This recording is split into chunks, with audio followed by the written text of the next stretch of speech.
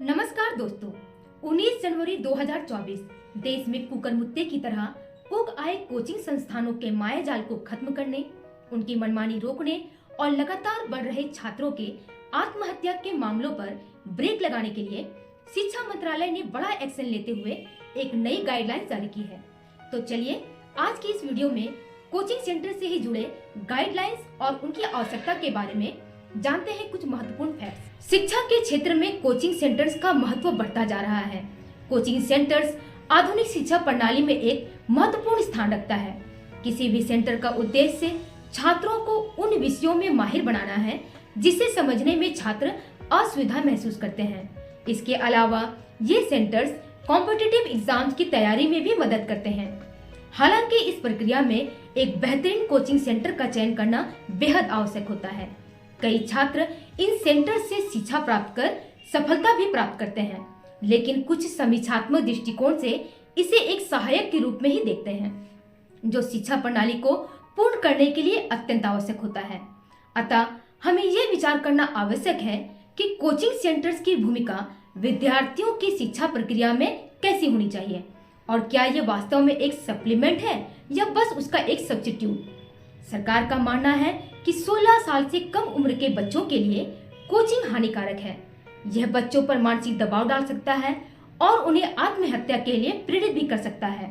दरअसल सरकार ने स्टूडेंट्स की आत्महत्या के बढ़ते मामलों, आग की घटनाओं, कोचिंग संस्थाओं में सुविधाओं की कमी की शिकायतों के बाद ही मंत्रालय द्वारा दिशा निर्देश जारी किया है। पिछले कुछ वर्षों में कोटा जैसे शहरों में कई बच्चों ने आत्महत्या कर ली है। इनमें से कई मामलों में आत्महत्या का कारण कोचिंग में पढ़ाई का दबाव व कड़ी प्रतिस्पर्धा बताई गई है। अतः भारत सरकार ने हाल ही में कोचिंग संस्थाओं के लिए कोचिंग सेंटर रेगुलेशन 2024 की नई गाइडलाइंस जारी की है।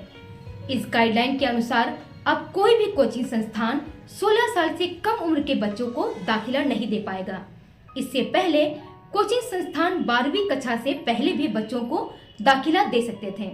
इसके अलावा कोचिंग संस्थान किसी भी तरह की भ्रामक जानकारी नहीं दे सकते हैं, जैसे कि रैंक या अच्छे अंक की गारंटी देना। अब हर कोचिंग सेंटर के लिए रजिस्ट्रेशन करवाना जरूरी होगा। कोचिंग सेंटर में नियुक्त किए जाने वाले ट्यूटर का कम से कम ग्रेजुएट होना भी जरूरी होगा। कोचिंग सेंटर तनाव कम करने के लिए पेरेंट्स, स्टूडेंट्स और शिक्षकों के लिए नियमित रूप से वर्कशॉप भी करवाएगा। किसी भी हालात में स्कूलों या संस्थानों में पढ़ने वाले छात्रों की टाइमिंग के दौरान कोचिंग कक्षाएं नहीं चलेंगी। एक दिन में 5 घंटे से अधिक कक्षाएं नहीं होंगी। सुबह अर्ली मॉर्निंग और लेट नाइट क्लास नहीं होंगे। छात्रों और शिक्षकों को वीक ऑफ मिलेगा। त्योहारों में कोचिंग सेंटर छात्रों को परिवार के साथ जुड़ने और भावनात्मक लगाव को बढ़ाने का मौका देंगे।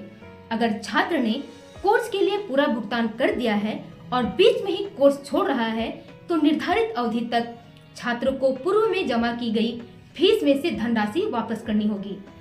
कोचिंग सेंटर द्वारा हॉस्टल फीस और मेस फीस आदि भी वापस कर दी जाएगी। कोचिंग संस्थान किसी भी विद्यार्थी के साथ धर्म, जाति, नस्ल, लिंग, जन्म स्थान, वंश आदि के आधार पर भेदभाव नहीं करेंगे। सेंटर की इमारत और आसपास का परिसर दिव्यांगों के अनुकूल बनाया जाएगा।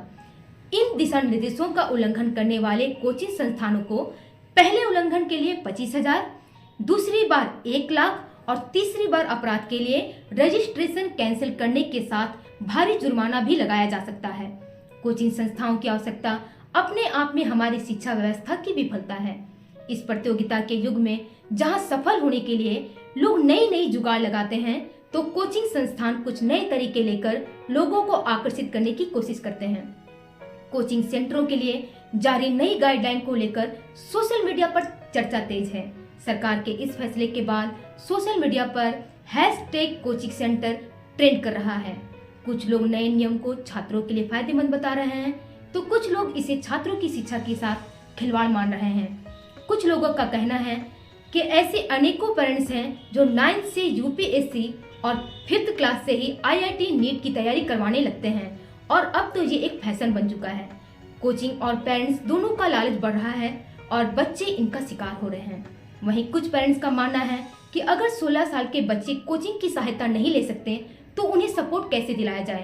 प्राइवेट ट्यूशन करा पाना हर पेरेंट्स की सामर्थ्य की बात नहीं है। कोचिंग इंस्टीट्यूट कम से कम कीमत में बेहतर शिक्षा तो दे ही रहे हैं।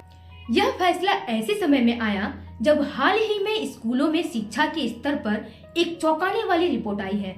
Annual status of education report असर 2023 बियॉन्ड बेसिक सर्वे की एक रिपोर्ट में कहा गया है कि 14 से 18 साल तक के लगभग 86% बच्चे स्कूल में हैं।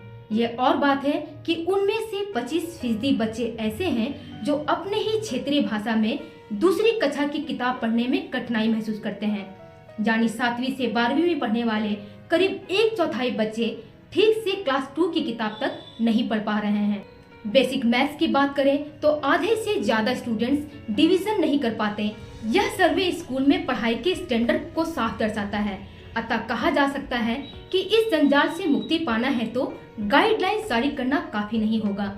इसकी जड़ में जाना होगा कि आखिर पढ़ाई का स्तर निम्नतर क्यों है तथा देश के कोने कोने में कोचिंग के जंगल कैसे उगाएं। कोचिंग सेंटरों के संचालकों का कहना है कि अभी यह सिर्फ प्रस्ताव है। इसे लागू करने से पहले कई चरणों पर बातचीत की जाएगी। इसमें कई बदलाव होंगे जिसके बाद इसे लागू किया जाएगा। प्रस्ताव में यह भी दिया गया है कि राज्य सरकारों के ऊपर निर्भर करता है कि वो इसे किस तरह से लागू करवाते हैं। केंद्र सरकार के इस फैसले से आप कहां तक सहमत हैं? कृपया कमेंट में लिखकर अपनी राय जरूर से दें। शुक्रिया मित्रों।